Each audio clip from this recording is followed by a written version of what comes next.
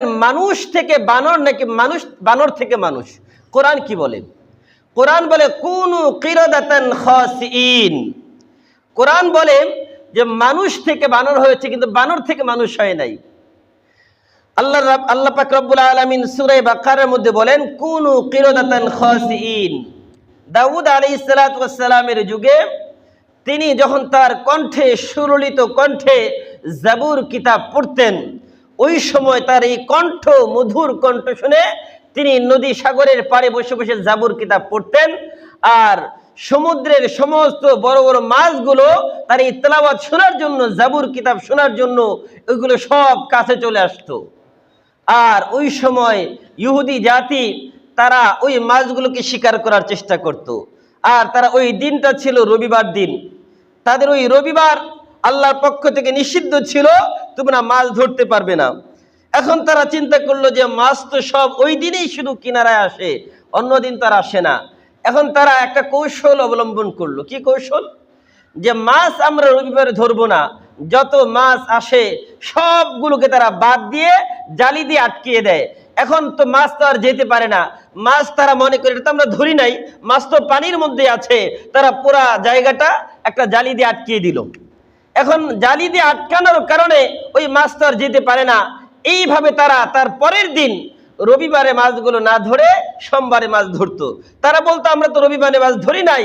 আল্লাহ বলেন ওয়ামাকারু ওয়ামাকারাল্লাহ ওয়ামাকারু মাকরান কুব্বারা, তোমরা ষড়যন্ত্র করো, আর তোমাদের এই ষড়যন্ত্রের মোকাবেলায় আল্লাহর কৌশল সব থেকে বড় কৌশল। তোমাদের এই কৌশল কোনো কাজে আসবে না।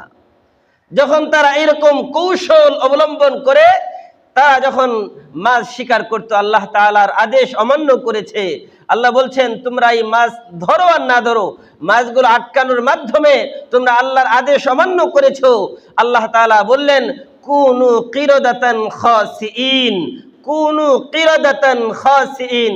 যেই মানুষগুলো মাছ ধরেছে ওই নিষিদ্ধ দিনে আল্লাহ পাক রব্বুল আলামিন বলেছেন তোমরা লাঞ্ছিত আর অপমানিত হয়ে তোমরা সকলে বানর হয়ে যাও। যখন আল্লাহর এই আদেশ এসেছে, ওই ইহুদি জাতি যারা এই মাছ ধরেছিল সব বানরে রূপান্তরিত হয়েছে, বলি নাউজুবিল্লাহ। এখন আপনারা বলেন কোরআন কি বলে? বানর থেকে মানুষ নাকি মানুষ থেকে বানর? কি বলেন আপনারা? মানুষ থেকে বানর নাকি বানর থেকে মানুষ? কোরআন বলে যে মানুষ থেকে বানর হয়েছে। এখন কথা হচ্ছে হুজুর, তাহলে কি এই যে বর্তমান যে বানর আছে এগুলো কি সেই বানরের জাতি কিনা? আমি আপনাদেরকে জিজ্ঞাসা করতে চাই, আমাদের বাংলাদেশের মিরপুরে যে চিড়িয়াখানা আছে, স্বাধীনতার আগে থেকে এই চিড়িয়াখানা তো আছে। তো আপনারা কি মুরব্বীরা কোনোদিন শুনেছেন যে গত 50 বছরে বা 100 বছরে ওই চিড়িয়াখানার মধ্যে বিভিন্ন প্রজাতির বানর আমি দেখেছি, আপনারাও দেখেছেন? কোনোদিন শুনেছেন যে কোনো একটা প্রজাতির বানর সেখানে আস্তে আস্তে মানুষে রূপান্তরিত হওয়ার একটা প্রক্রিয়া আছে? শুনেছেন কোনোদিন? বা কোনোদিন বানর রূপান্তরিত হয়েছে শুনেছেন? বা গত এই যে মনে করেন আমাদের পৃথিবীর যত 50,000 কোটি বছরের কথা বলা হয়, এই 50,000 কোটি বছরের মধ্যে কোনোদিন কোনো মানুষ বানর থেকে রূপান্তরিত হয়েছে এমন কোনো তথ্য আপনারা মিডিয়ার মাধ্যমে দেখেছেন? কেউ প্রকাশ করেছে? তো প্রকাশ করে নাই। তার মানে বানর থেকে মানুষ হয় নাই, মানুষ থেকে বানর হয়েছে। তবে ওই মানুষগুলো কতদিন ছিল? আল্লাহর হাবিব সুস্পষ্ট হাদিসের মধ্যে বলেছেন ওই মানুষগুলো 3 দিন পর্যন্ত জীবিত ছিল। 3 দিন পরে ওই মানুষরূপী বানরগুলো আল্লাহ তাআলা তাদেরকে মৃত্যু দিয়ে দেন। তাদেরকে কিয়ামত পর্যন্ত সকল মানুষের জন্য এটাকে আল্লাহ তাআলা ইবরাতান, অর্থাৎ তাদের জন্য একটা শিক্ষা দিয়েছেন। আল্লাহর আদেশকে যদি অমান্য করো আল্লাহ তাআলা মানুষ থেকে বানর বানাতে পারেন, এটা আল্লাহ তাআলাকে শিক্ষা দিয়েছেন। কিন্তু আমাদের যেই থিওরি আমাদেরকে দেওয়া হচ্ছে যে বানর থেকে মানুষ, এটা যদি আমরা বিশ্বাস করি ঈমান চলে যাবে। কেন? আল্লাহ বলছেন ওয়াইয ক্বালা রাব্বুকা লিল মালাইকাতি ইন্নী জাইলুন ফিল আরদি খলিফা قالوا أتجعل فيها من يفسد فيها ويسفك الدماء ونحن نسبح بحمدك ونقدس لك قال إني أعلم ما لا تعلمون। সূরা বাকারার মধ্যে আল্লাহ বলছেন ও ফেরেশতারা, আমি তো মানুষ তৈরি করব, আমার খলিফা প্রতিনিধি আল্লাহর প্রতিনিধি কারা? আল্লাহ বলছেন লাকাদ খালাকনাল ইনসান ফি আহসানি তাকওয়িম।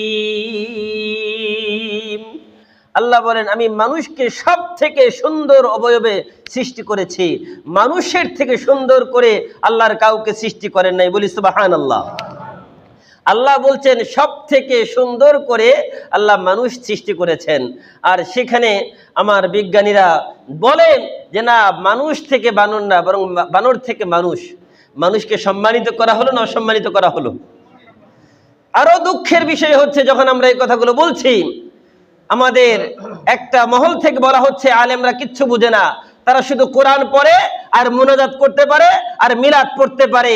এমনকি আমাদের দায়িত্বশীল মহল থেকে বলা হচ্ছে আমাদের এই বইগুলোর মধ্যে ইসলাম বিরোধী একটা ভুলও নাই, একটা নীতিও নাই। আমরা বলতে চাই যারা এই কথাগুলো বলছে তারা কি আসলে ইসলাম সম্পর্কে জানে? তারা কি ইসলাম সম্পর্কে জানে? যদি তারা ইসলাম সম্পর্কে জানতো কোনোদিন এই কথা বলার দুঃসাহস করতো না, ঠিক কিনা? কারণ এই কথা বলার অর্থ হচ্ছে তাদের ইসলাম সম্পর্কে ন্যূনতম জ্ঞান নেই। আর যদি জ্ঞান থাকতো তারা তো এটা বিশ্বাস করে না। আমাদের প্রধানমন্ত্রীকে এটা বিশ্বাস করে আপনারা মনে করেন না? হেফাজতে ইসলামের সভাপতি পরশুদিন বলেছেন যে মাননীয় প্রধানমন্ত্রীর সাথে সাক্ষাৎ করেছেন, স্বরাষ্ট্রমন্ত্রীর সাথে সাক্ষাৎ করেছেন। সাক্ষাৎ করে তিনি এদেরকে বলেছেন এই যে পৃষ্ঠায় পৃষ্ঠায় একের পর এক ভুল। মাননীয় প্রধানমন্ত্রী বলেছেন যে আমি তো এগুলো জানি না, দেখি না, আমার দৃষ্টিগোচর হয় নাই। তো তিনি আশ্বস্ত করেছেন এগুলোর পরিবর্তন হবে। তো যারা আমরা বলতে চাই মাননীয় প্রধানমন্ত্রীকে মাইনাস করে যারা এই সমস্ত শিক্ষা কারিকুলামে আমাদের বাচ্চাদের অন্তরের মধ্যে বীজ ঢুকানোর চেষ্টা করছে, তারা আর যাই হোক কখনো মুসলমানদের বন্ধু হতে পারে না, ঠিক কিনা? তারা মুসলমানদের বন্ধু রূপে মুসলমানদের শত্রু, ঠিক কিনা? কারণ আমাদের সন্তানদেরকে তারা আমাদের বিরুদ্ধে দাঁড় করানোর একটা প্রচেষ্টা চালাচ্ছে।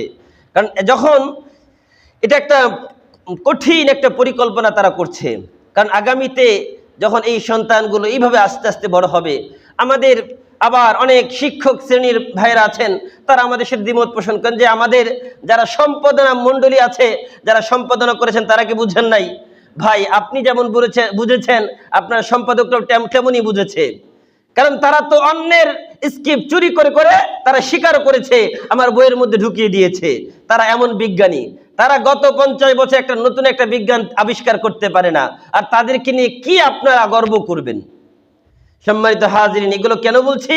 কারণ এগুলো হচ্ছে ইমানের বিষয়। কারণ ইমান নামের যে দৌলত, এটা সব থেকে বড় দামি। আর আদমশুমারি থেকে গণশুমারি হওয়া এটাও একটা প্ল্যানের মধ্যে একটা অন্তর্ভুক্ত। কারণ তারা চিন্তা করেছে আদমশুমারি যেহেতু আছে, আমরা যখন এটা করতে যাব তখন সেখানে আমাদের একটা ফাটল সৃষ্টি হবে। তখনই বলা হবে যে সরকারের ওই জায়গায় তো আদমশুমারি, তার মানে আদমের সন্তান সব। এই জন্য প্রথমে তারা আদমশুমারিকে সরিয়ে দিয়েছে, এরপরে তারা আদমশুমারি থেকে বাদ দেওয়ার পরে এরপরে এখন তারা গণশুমারি করেছে। এখন আবার দিয়েছে বানরশুমারি হবে 2 দিন পরে, তার মানে সব মানুষ বানর হয়ে যাও। এটাকে আমরা বিশ্বাস করতে পারি না। আল্লাহ তাআলা যারা এগুলো করেছে তাদেরকে বুঝার তৌফিক দান করুন, আমিন।